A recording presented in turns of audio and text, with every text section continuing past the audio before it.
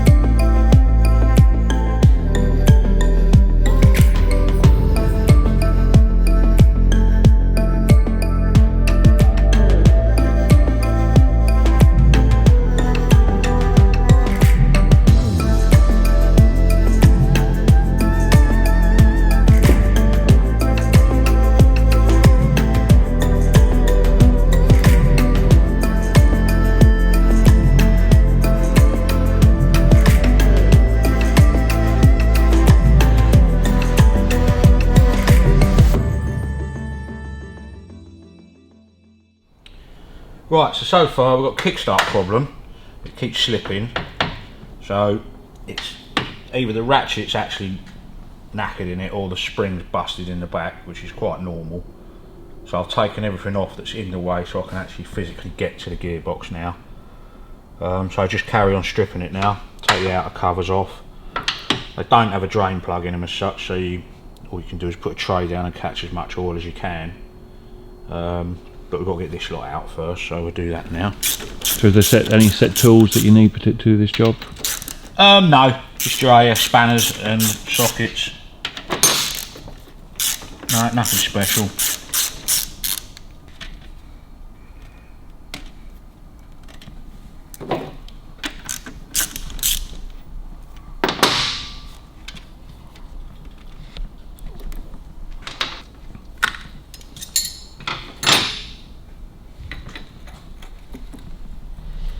Nuts, got some really weird size nuts and bolts on this thing. It's not like you can take out one spanner and that does the lot. No, well it should be, realistically, but it's got all different size bits and pieces on it.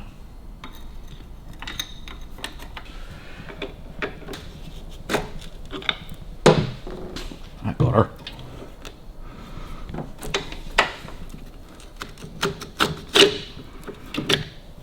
Okay.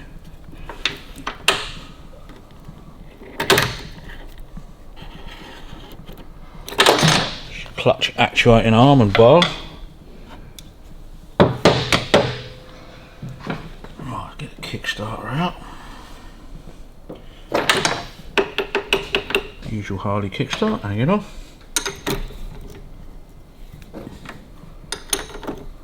So what is usually the problem with these?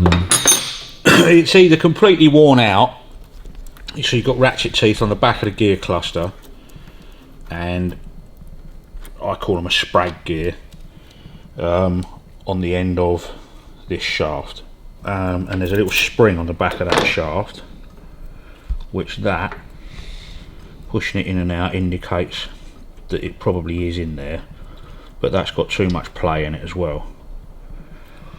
It shouldn't go in and out that much, so it's just a matter of taking it apart and assessing what's going on, you know.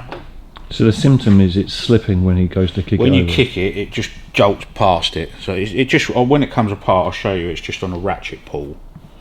If they've had it, they've had it. It's just the way they are, you know. Why were you feeling that you'd have to take out the gearbox out? No, it's whether you can get to, there's two nuts behind here.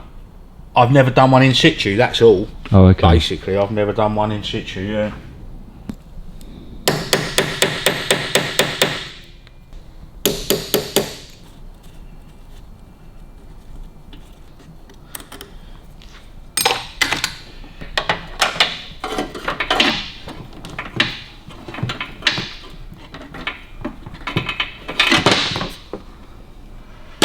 Right, it's got that out of the way.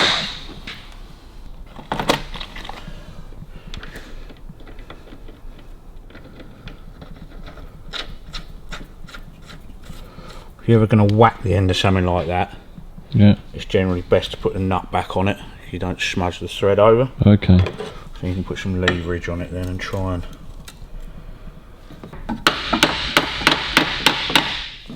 lever her off and bang it, and it should pop off. Should. There you go. Just saves the thread on the end, you know? Yeah, definitely.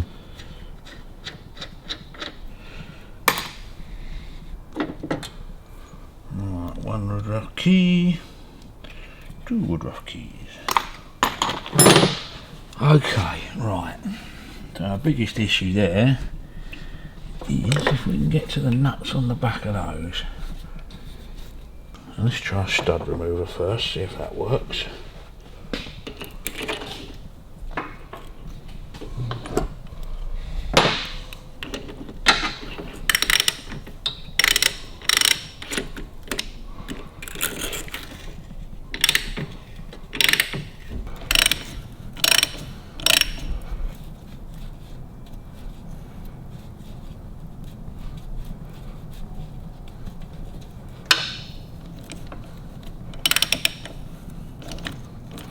Right, well that makes life easier.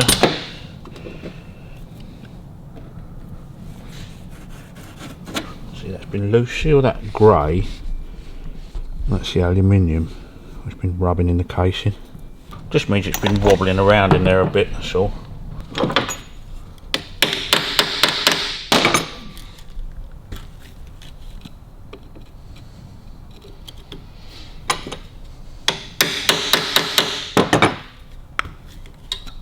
A lot of things like this on a casing when it goes into alley with a flat screwdriver and a countersunk screw, if you just give them a tap, it just seems to shock it a bit, and then they seem to come undone easier, you know. It's the old roasting tin.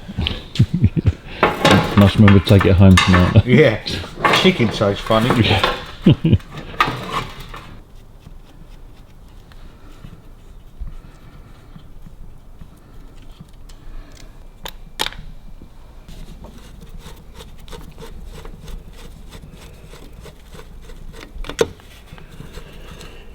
The good thing is the actual gearbox works okay, so we know that there's nothing majorly wrong with that, you know. So our issue is in the end of that, on that gear cluster there, yeah? In the end of that is where your ratchet and kickstart piece is. So we've got to strip all of this out to have a look and see where it all goes.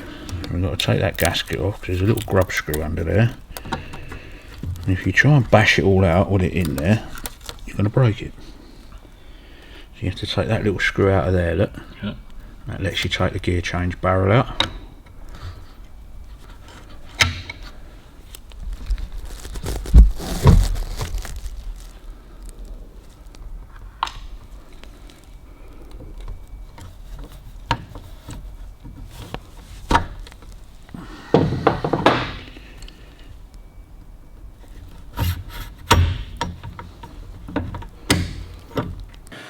Right, the indent ball, it sits in, the ball bearing's under there, the ball bearing hits these, so all the time it's under load it's pushing that barrel that way and you'll never get that out.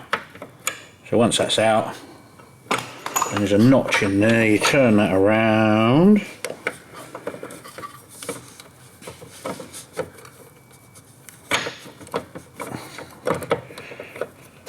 wiggle it around and it comes out of that notch there, look, on there. Okay, that's that. And if this will slide out, I can't remember where it slides out or it's held in the case in the other side. It comes out. That's your gear changers, so they can now come out. They should be split pinned on.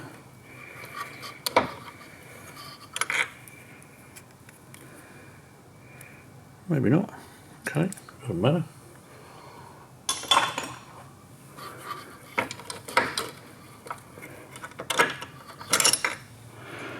Right, so basically there is nothing to stop that all coming apart now.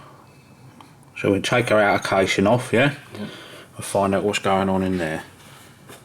We're going to lose all sorts of bearings and stuff, but it doesn't matter as long as we know which way they go back in. Well, I've got all the dimensions anyway, so.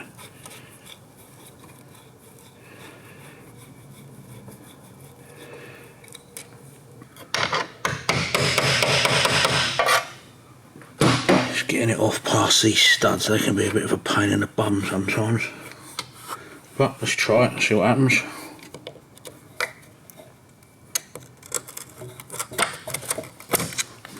There you go, there's all the oil coming out. See, I knew that skid pan would come in handy for something. Hooray.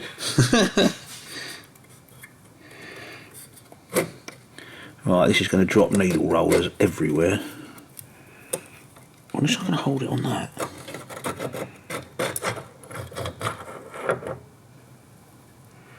Right, okay.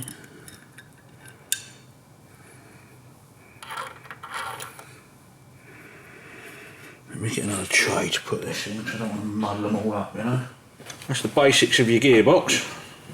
And now, take your main shaft out. That one's out of the way, yeah. All looks pretty good.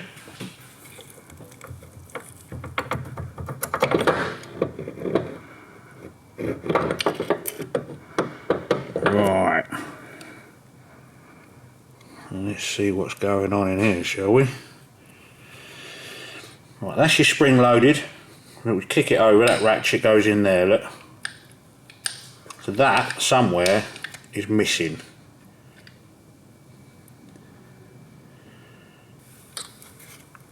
Right, both of those are okay. That's that, when you kick it over to the right place. Can you see those screws there, look? See that one and that one? Yeah. They've got an edge on them, they're tapered, yeah? So that taper, when the kickstart's in the right position, look. See those?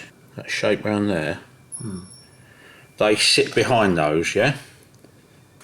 Okay, yeah. So it holds it off of the ratcheting system. When you kick it over, that pings out, and that's your ratcheting system there. Which looks pretty worn out to be, but it's whether we can get away with the gear cluster. So it's either shimmed up completely wrong, which I shouldn't think it is.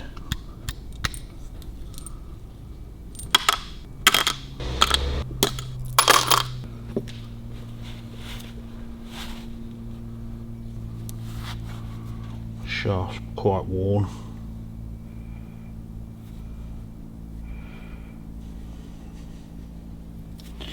But I could stop it working. I'll have to put it back together again and try it. But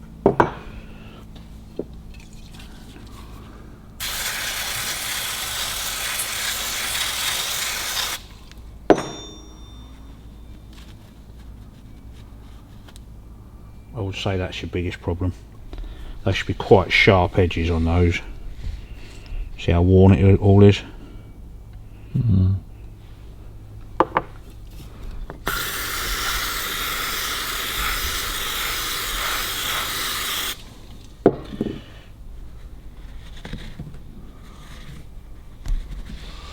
That's very worn. You see the shiny bits. See on the edge of this tooth here? Yeah. That should come right out at an angle, and basically, see how it's all smudged over? Yeah. So basically that is just not contacting in there. I mean, they're designed to bounce back like that, and you'd think that would be enough to hold it, but Or it is some sporadically, isn't it? yeah. It's catching a good tooth every now and again. Well, yeah, but if that shaft is worn and that's doing that in there, that'll do it. So it's a combination of a lot of things, probably.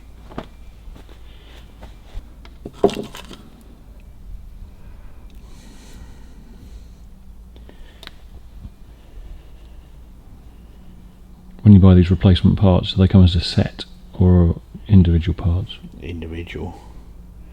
That's bollocks. You'd think that would be enough.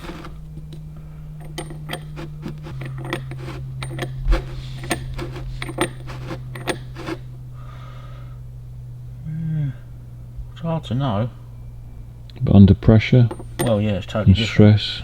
But you see, if that is set up wrong, this cluster, Yeah.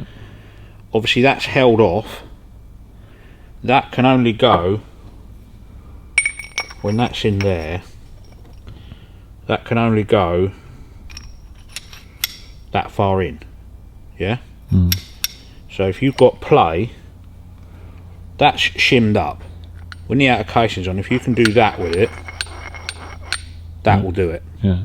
Because obviously it can't contact on the teeth there. So what I've got to do now is measure everything, measure all the shims, put it all back to, you know, put the outer casing back on as such, because you can build it just with this in there. Yeah. And then see what play you got. Because if there's too much end play on that, as it's rotating, it will push it out like that, and your ratchet won't hold on it. Yeah. But you need that. See, if that spring there is too short, that's what holds all of that against it as well. Yeah. If that's wrong, that can do it. So now it's just a matter of cleaning, put it all back together and measure everything up for end float and play and all that sort of stuff, and then assess what we think we're going to have to order. It may just need shimming up properly, you don't know. Yeah. There's nothing wrong with there. You know that other guy was asking about the reverse gear? Yeah. That's where it fits on there if you want to put reverse in. On that point there.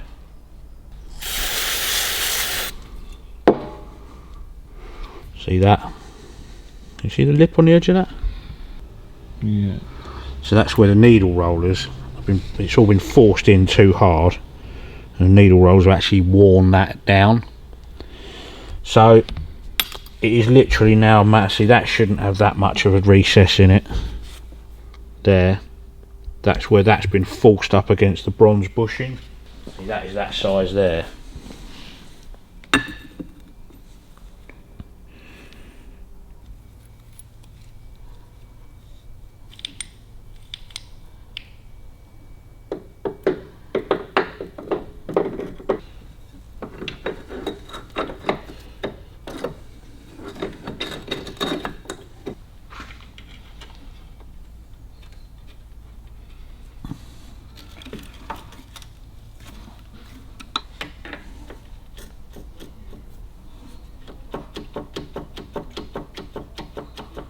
That'll do it.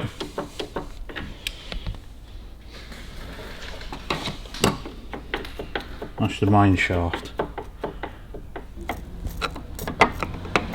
Yeah. See that movement there? Yeah. Yeah.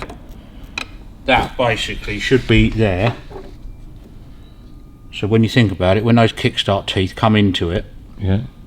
they're forcing their way into the spline, aren't they? Mhm. If that's out there, because that can only go so far, that's where it's f***ing up basically.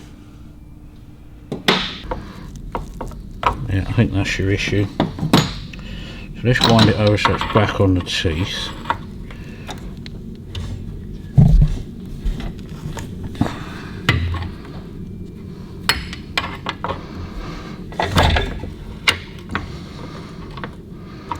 Right, that's off of the teeth. So you've still got that much movement in it, yeah? Which is just miles too much. And when it's, see that, you know those two screws I said? Yeah. That's now holding the kickstart quadrant off. Yeah, so as you rotate it round, it'll bring the kickstart quadrant back in. So that's on it, yeah?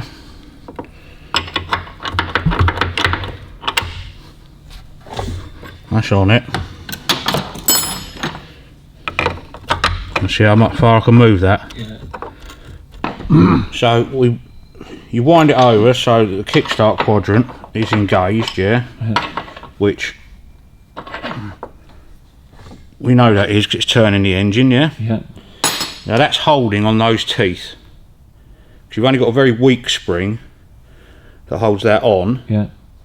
and it will only, as it's rotating, it all wants to come this way. Yeah. So when you think about it, those teeth are engaged, look. So on the inside of there, you've got your weak spring which holds the kickstart quadrant out, off of the 2 pulls that I showed you. Yeah. So that's pushing it this way. That's got that much play, look. Yeah. So if that was there, those teeth can't slip. No. Because that's out there, the teeth are slipping. Yeah. That's what's doing it. So we've got to work out what shims are gone and what aren't, because you've got an overall length on it.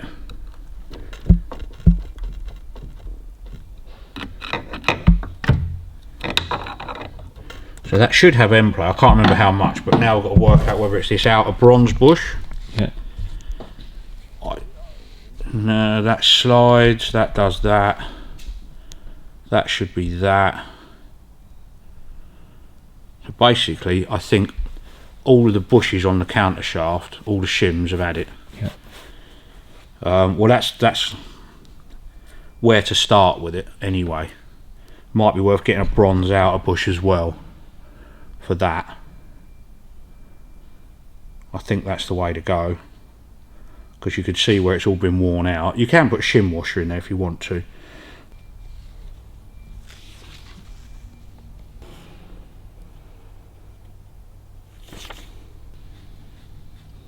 So they are F 180 thou thick.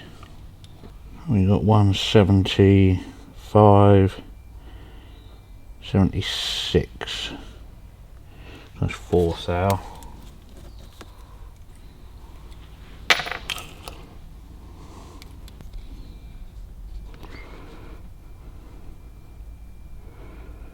$170, 85, so that's over.